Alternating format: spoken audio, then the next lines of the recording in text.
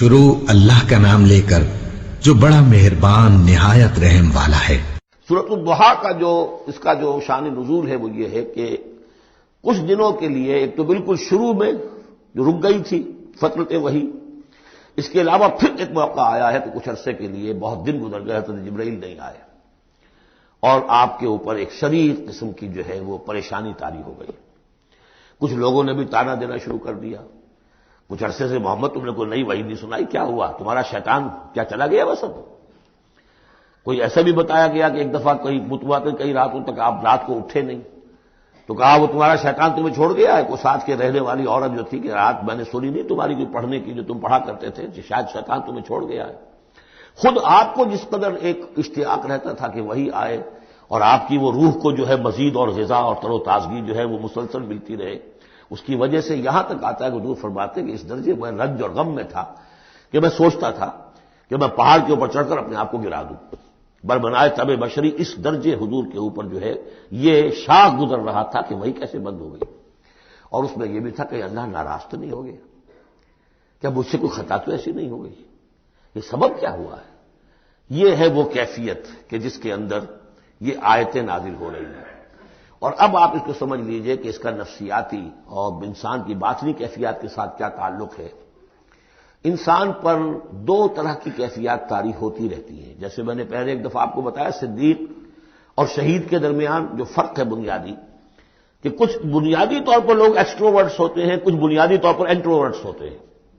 Extroverts کھیل کود بھاگ دوڑ، لوگوں سے ملنا جلنا، گفتگو ہے، اسے دھکا دے دیا، اس سے مذاق کر لیا، اسی میں وہ خوش رہتے ہیں، بڑے مگن رہتے ہیں، تنہائی انہیں کاٹ کھانے کو دوڑتی ہے۔ اور ایک انٹروورٹس ہوتے ہیں کہ وہ مجلس وغیرہ کو نہیں ہوتا، اپنے تنہائی میں کہیں بیٹھے ہیں، غور و فکر کر رہے ہیں، سوچ بچار کر رہے ہیں، انہیں وہ مجلس سے زیادہ اپنا گوشہ تنہائی جو ہے وہ زیادہ عزیز ہوتا ہے۔ تو یہ دو مزاج اللہ نے بنائے ہیں۔ اسی طرح ہر انسان کے اوپر آلٹرنیٹلی کچھ کیفیات آتی ہیں جس کو ہم کہتے ہیں میرا موڈ آف ہے، ایک طرح کا قبض سا ہو جاتا ہے طبیعت میں بندش سی ہوتی ہے، کسی وقت اسی شخص کے اندر پھر انشراح سا ہو جاتا ہے، پھر ہنسنے بولنے کو جی چاہتا ہے، گفتگو کرنے کو جی چاہتا ہے۔ یہ کیفیت جب انسان کی روحانی زندگی سے متعلق ہو جائے تو اس کو پھر صوفیہ نے نام دیا قبض اور بسط۔ کبھی طبیعت میں انشراح ہے، انبساط ہے، طبیعت جو ہے وہ آمادہ ہے، ہر چیز میں روشنی کا پہلو آدمی دیکھ رہا ہے، ہر چیز کے اندر آپ کو معلوم ہے ایک تاریک رخ بھی ہوتا ہے کسی معاملے کا اور روشن رخ بھی ہوتا ہے، اس وقت انسان روشن رخ کو دیکھتا ہے۔ اور ایک وقت میں آتا ہے کہ طبیعت میں بندش سی لگ گئی ہے، جیسے اندر کوئی پکڑ لیا کسی نے، اب طبیعت جو ہے وہ بھی اپنے اندر وہ انقباض محسوس کر رہی ہے، اور پھر آدمی پیسیمسٹک ہو جاتا ہے، نا امید سا ہوتا ہے، پھر اسے ہر معاملے کا تاریک پہلو زیادہ نظر آنے لگتا ہے۔ تو یہ قبض اور بسط کی کیفیات ہیں۔ جب کبھی قبض کی کیفیت ہو، قاضی ثناء اللہ پانی پتی رحمۃ اللہ علیہ نے تفسیر مظہری میں لکھا ہے کہ قبض کی کیفیت میں اس سورت کا پڑھنا تریاق ہے،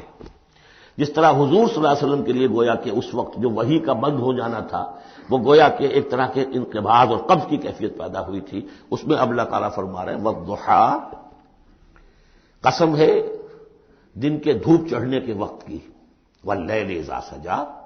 اور قسم ہے رات کی جبکہ وہ چھا جائے یا ساکن ہو جائے، سجا کے دونوں معنی ہے سکون۔ اب دیکھیے ان دونوں کو کیوں لائے؟ اس لیے کہ صبح ہے، حرکت ہے، برکت ہے، چلنا ہے، دوڑنا ہے، ہر شخص جا رہا ہے، ادھر جا رہا ہے ادھر جا رہا ہے، رات کو سکون ہو گیا، تاریکی چھا گئی اور شور سنگامہ ختم ہو گیا۔ لیکن یہ رات اور دن دونوں ضروری ہیں انسان کے لیے، یہاں کا نظام چلانے کے لیے۔ اگر رات ہی رات ہوتی تب بھی یہ دنیا نہ چلتی، اور دن ہی دن ہوتا تب بھی نہ چلتا، تو رات بھی ضروری ہے۔ اسی طریقے سے نفس انسانی کے لیے کبھی کبھی قبض کا وقفہ بھی ضروری ہے۔ آپ اسے یہ نہ سمجھیں کہ اللہ تعالیٰ ناراض ہو گیا، یہ بھی ہماری تربیت کا ایک یوں سمجھیے کہ ایک جز ہے۔ ما ودعک ربک وما قلی، آپ کے رب نے آپ کو رخصت نہیں کیا ہے، نہ ہی وہ آپ سے ناراض ہوا ہے۔ وللآخرۃ خیر لک من الاولی، اور اس کے بعد جو وقت آئے گا اس قبض کے بعد وہ پہلی سے بھی بہتر ہوگا۔ اور میں حیران ہوتا ہوں کہ کیسے غالب نے وہ بات کہی ہے کہ جو بالکل ترجمانی ہے اس کی، رکتی ہے میری طبع تو ہوتی ہے رواں اور، یعنی یہ کہ جب میری طبیعت کے اوپر کبھی کبھی رکاوٹ سی آ جاتی ہے، اب شعر جو ہے اچھے نازل نہیں ہو رہے، لیکن جب وہ رکاوٹ سے میں نکلتا ہوں، اس قبض سے نکلتا ہوں، رکتی ہے میری طبع تو ہوتی ہے رواں اور، اس لیے کہ اس قبض کے بعد جب مرحلہ آتا ہے انبساط کا اور انشراح کا تو وہ ایک قدم آگے ہوتا ہے آدمی، اس پہلی کیفیت سے ایک درجہ جو ہے اس کا بڑھ چکا ہوتا ہے۔ وَلَلْآخِرَةُ خَيْرٌ لَكَ مِنَ الْأُولَىٰ، یقیناً پچھلی ہر گھڑی، ہر ساعت اور ہر قبض کے بعد آنے والا انبساط آپ کے لیے پہلے سے اونچا درجہ لے کر آئے گا۔ وَلَسَوْفَ يُعْطِيكَ رَبُّكَ فَتَرْضَىٰ، ان قریب آپ کا رب آپ کو اتنا کچھ دے گا، اتنا کچھ دے گا، آپ کی محنتوں کے وہ نتائج سامنے آئیں گے کہ آپ راضی ہو جائیں گے۔ اب دیکھیے پچھلی صورت ختم ہوئی تھی وَلَسَوْفَ يَرْضَىٰ، یہاں ہے وَلَسَوْفَ يُعْطِيكَ رَبُّكَ فَتَرْضَىٰ، صرف ضمیر کا فرق ہے، کیونکہ صدیق پر وہی نہیں آتی، براہ راست خطاب نہیں کیا جا سکتا، وہاں وہ صیغہ جو ہے وہ غائب کا ہے، وَلَسَوْفَ يَرْضَىٰ، اور چونکہ نبی وہ ہے جس پر وہی آ رہی ہے، براہ راست مخاطب ہے، تو وَلَسَوْفَ يُعْطِيكَ رَبُّكَ فَتَرْضَىٰ، آپ کا رب اتنا کچھ دے گا کہ آپ راضی ہو جائیں گے۔ اب یہ کہ اسی قبض کی حالت میں پھر اللہ تعالیٰ اپنے احسان جتا رہا ہے، اور یہ بہترین ہے۔ کبھی طبیعت پر ڈپریشن ہو اس طرح کی اور قبض کی کیفیت ہو تو آدمی یاد کرے کس کس مرحلے پر اللہ نے میری دستگیری فرمائی، کن کن مراحل پر اللہ تعالیٰ نے مجھے مشکلات سے نکالا، اس سے وہ حوصلہ بڑھتا ہے۔ اور اس کو بھی سمجھیے کہ اسی انداز میں علم یجد کا یتیمن فآوا، یہ سیرت النبی کے بڑے اہم حصے ہیں جو اس میں آ گئے ہیں۔ آپ کی پیدائش یتیمی میں، پوسٹیورس چائلڈ، باپ تو پہلے ہی فوت ہو چکا ہے، 6 سال کی عمر میں والدہ گئی، 8 سال کی عمر میں دادا گئے، اور وہ یعنی جو آپ نے دیکھا ہے ابتدائی زمانہ زندگی کا تو وہ یتیمی کا۔ علم یجد کا یتیمن فآوا، کیا اس نے اے محمد آپ کو نہ پایا کہ آپ یتیم تھے، پھر پناہ دی، آپ کے لیے بندوبست کیا، دادا کے دل میں جو شفقت ڈالی، پھر آپ کے تایا زبیر کے دل میں جو شفقت ڈالی۔ بدقسمتی سے ہماری تاریخ میں چونکہ بہت زیادہ عمل دخل رہا اہل تشیع کا، تو عبد المطلب کے بعد فوراً ابو طالب کا نام آتا ہے، حالانکہ یہ غلط ہے تاریخی اعتبار سے۔ عبد المطلب کے بعد کافی عرصے تک زبیر جو آپ کے تایا تھے وہ سرپرست تھے، پھر ان کے انتقال کے بعد ابو طالب کا معاملہ آیا، لیکن ان کو بیچ میں سے غائب کر دیا گیا ہے۔ بہرحال اللہ تعالیٰ جو بھی کسی کے دل میں ڈالتا ہے، آخر ابو طالب کے دل میں محبت ڈالی تو کس نے ڈالی؟ وہ ہم پڑھ چکے ہیں سورہ طٰہٰ میں، وَأَلْقَيْتُ عَلَيْكَ مَحَبَّةً مِّنِّي، حضرت موسیٰ علیہ السلام کی موہنی صورت کے اوپر اللہ تعالیٰ فرماتے ہیں ہم نے اپنی محبت کا پرتو ڈال دیا کہ تمہیں دیکھنے کے بعد وہ قتل کرنے کے ارادے سے باز رہ گئے، ان کے ہاتھ چھل ہو گئے، ایسی موہنی صورت اسے قتل کر لیں۔ وَأَلْقَيْتُ عَلَيْكَ مَحَبَّةً مِّنِّي وَلِتُصْنَعَ عَلَىٰ عَيْنِي، یہ ہوا ہے۔ تو فرمایا علم یجد کا یتیمن فآوا ووجدک ضالا فہدا، اور پھر جب آپ شعور کی پختگی کو پہنچے اور غور و فکر کا مرحلہ آیا، حقائق میں انسان کو سوچ بچار کا مرحلہ آیا، اور آپ کو دیکھا کہ آپ تلاش حقیقت میں سرگرداں ہیں تو ہدایت دی۔ وہ آگے آ جائے گا، بہت قریب پہنچ گئے ہم،